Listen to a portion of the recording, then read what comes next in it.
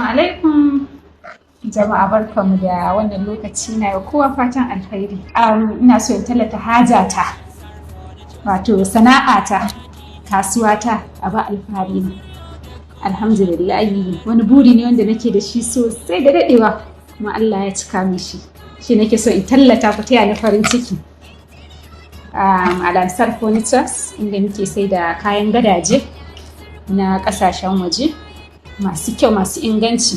Don mun takaita muku wahala, fita ku je ku kawo, mu muna kawo muku su. Akwai gadaje, akwai kujeru, kayan kicin, muna da labulaye, curtains kenan, muna da abubuwan gida, da abin da ya danganci gida muna da su. Banda kayan furniture, muna da kayan yara maza da mata, muna da jakunkuna da takalma na mata, akwai kayan yara jarirai irin sabon aihuwa haka.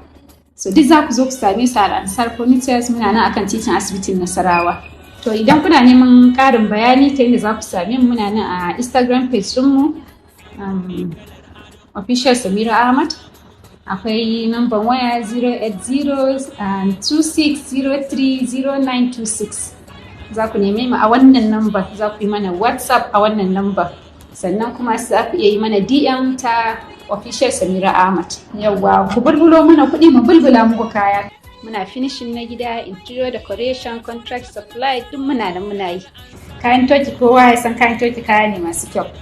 Ku bulbulo kuɗi mu bulbula kaya, muna nan muna jiran ku.